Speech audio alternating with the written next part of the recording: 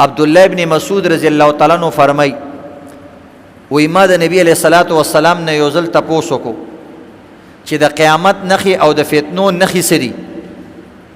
نبی علیہ الصلوۃ والسلام ما ته فرمایل وان للساعه اشراطا د قیامت د پاره ډېری نخي دي. وان من اعلام الساعه واشراطها وزدت د اغین یوسو اشراط من علامات بیانو. نبی علیہ السلام ان یکون الولد غیظا وان یکون المطر فیضا وان یکون المطر قیظا وان تفیض الاشرار فیضا. دا سے انداز کی نبی علیہ السلام بیان کړو. او یو درې علامات دادی ان یکون الولد غیظا چې کشران بچی با په مور او پلار باندې غصې ډېرې زیاتې کوي.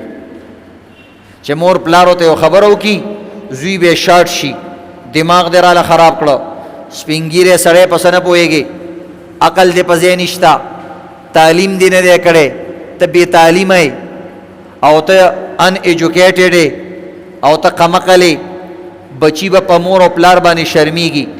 یو تعلیم یافته الګ نه هغه لوی افسر شو یو کس تپوس وکړو یو ځلو سره پلار چې روانو ویل دا څوک دی په کور کې هغوی راغلي خوراک سکاکله وی دا زمونږ د میخو ګوجر دی ځکه هغه ساده سړی سیده ساده سړی وی دا زمونږ د میخو ګوجر دی ځکه ساده سړی. لږ ساعت پس چې هغه هلک ننوتو هغه هلکان د دې بوډا بابا نه تپوس کوي چې بابا ته دلته په څونه مزدورۍ کار کوي او دا هلک د څه دی؟ هغه وی بچه دا خو زما خپل کور دی مزدوري نه کومه. وی دا هلک د څه دی؟ وی دا مې زوی دی. وی هغه خو وایي چې دا زما د میخو ګوجر دی. هغه وایي نه د میخو ګوجر نه وی د مور میخه ده او د هغې زه ګوجر یم د هغې ګوجر یم. نو عزتمندو نبي اسلام ان یکون الولد غیظا ماشومانو کشرانو له به په پلار باندې غوسه ورځي. ټیک ده بعض وخت کې پلار خبرم غلطوي پلارانو لم پکار دا دی چې ځان نه ټینشنین جوړ نه کي او ځان نه عزتمندو داسې چیچړو جوړ نه کي چې په هره خبره باندې بچو پورې نښلي. خو انسان چې کله بوډا شي د دماغ کمزوري شي دا ماشوم شي دا غریب بیا په دې نه پوهېږي چې ما دا خبره سمه وکړه که غلطه وکړه. څنګه چې ستا زوی کله تا نه بریت راکاږي ستا زوی تا نه کله وروځې راکاږي ستا زوی کله تاله د سپېږمو کې په دې پوزه کې ګوتې درکوي کله د نه ویښته ګیره راکاږي تا باندې د هغه دا خبرې بدې نه لګي کله په غلطۍ کې تا ته بچی کنظلم وکړي ته خیر دی قمقل دی په دې خبرو باندې نه پوهېږي. نو دقه شان الله رب العزت قرآن کې وایي دا ماشوم زه غټ کما عقلمند یې کما بیا یې ځوان کما بیا دوباره واپس هغه بې عقلۍ والا ژوند ته راولمه. ماشوم او بوډا یو شان دی. نو نبی علیہ السلام وایي ان یکون الولد غیظا ماشومان به په مور او پلار باندې غصې کوي. وان یکون المطر قیظا بارانونه به کوي خو بارانونه به کېږي اخري زمانه کې خو بارانونه به یخني نه راولي. باران به وشي په سبا به بیا ګرمي باران به وشي ګینټه پس به بیا ګرمي. پخوا به چې بارانونه وشو په افتو باندې به عزتمندو خوشحالیانې وي او یخني به په ګرمۍ کې. وایي داسې زمانه به راشي چې بارانونه به کېږي خو ګرمي به نه ختمېږي. وان تفیض الاشرار فیضا او د ذلیل خلکو به ډېر زیات فیض وي او د هغوی به ډېر زیات عزتونه کېږي. تاسو اوس وګورئ عزتمندو بدماش سړی هر سړی هغه ته سلام کوي. افسر سړی چې څومره غټ ظالم وي خلک هغه ته د ټولو نه غټ سلام کوي بلکې په دواړو لاسونو باندې هغه ته سلام کوي. لسل کسان د هغه نه تاویږي را تاویږي هی هغه رسول په هغه وخت کې دا خبرې کړي دي چې په هغه وخت کې دا یو شی موجود نه. بیا عبدالله ابن مسعود ته وایي ان من اعلام الساعة واشراطها ان يصدق الكاذب وان يكذب الصادق. دویمه نښه دا ده رښتوني ته به خلک دروغجن وایي او دروغجن ته به خلک رښتینی وایي.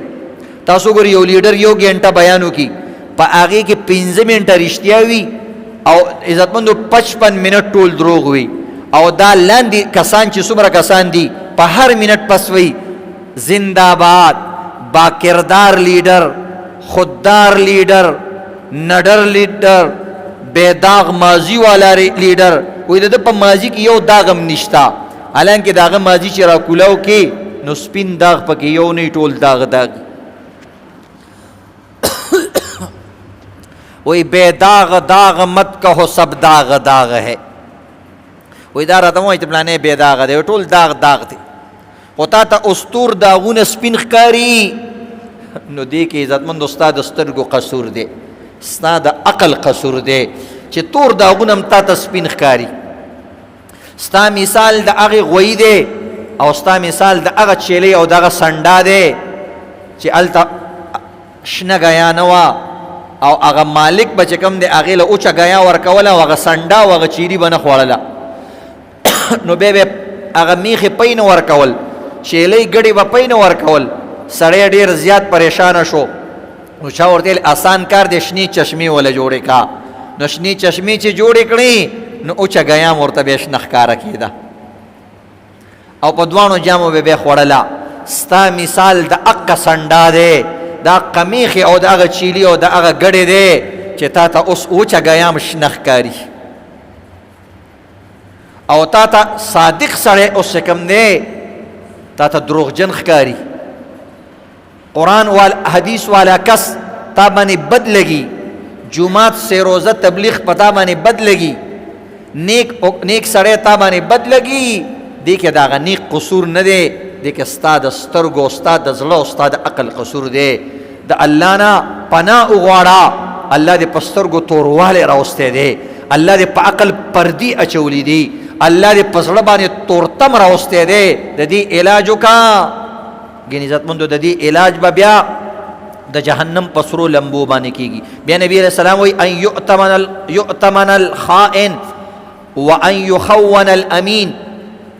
خائن خلکو ته به خلک وایي دا ډېر ښه سړی دی، ولې د ده زوی په نوکرۍ باندې لګولی، پلانې سړی منې وی یار لیډر داسې لیډر پکار دی، ولې د ده زوی افسر لګولی، د ده زوی چپړاسي لګولی دی، د دوی زوی چې کم دی په یو دفتر کې یو وړوکی شان نوکرګوټ یې لګولی دی. اوس دا د ده صفت کوي، او چې کم عزتمندو نیکان خلک دي هغې ته دا خیانت وایي. ما د چا له څه وکړله، دا خو بس هسې چڼی دی، ټول عمر چې کم دی بس صرف په دې قرآن پاڼو باندې پوهېږي، نور دا په څه پوهېږي. نو دا یاد لري عزتمندو دا خبرې دی پیغمبر. بل وایي وان یسود کل قبیلة منافقوها وکل سوق فجارها. وی بل علامت دا دی عبداللہ ابن مسعود، اے زما بچیا بل علامت دا دی چې د هرې قبیلې مشر به منافق شي، مشران به منافقین وي. منافق څه ته وایي؟ چې په خولې یو وي او په زړه بله وي. داسې دي دا ټول لیډران او اکثر کسان داسې دي که نه، دا ناظمان، دا کونسلران، دا ټول کسان داسې دي که نه. وایي د قبیلو مشران به چې کوم دی داسې خلک شي. یو سړي په فخر باندې ویل وی ما نه چرته څوک هم نه خفه کېږي. ویل ولې؟ وی مړه موږ د هر چا په ها کې ها میلاوو، د هر چا په ها کې ها میلاوو. چې څوک بده خبره وکړي موږ ته تم ټیک وی، چې څوک صحیح وي موږ یو تم صحیح وی، خو دې بل هم بده نه ده ویلې. یو سړی هم رانه نه خفه کېږي. وی ما نو اوسه پورې څوک هم نه دی خفه شوی. نو هغه بل ملګری ورته وایي که نه، وایي ساده خبره وکړه که نه چې زه لوی منافق یم. وایي داسې ساده ژبه کې ووایه چې زه لوی منافق یم، ځکه ښه سړي نه بعضې کسان خفه وي، داسې کېدی نه شي چې دا سړي نه ټول خوشحالي. نو بهرحال عزتمنو دی وکل سوق فجارها، او بازارونو کې به وي فاسقان خلک ډېر شي. او دا سوچ کول پکار دی.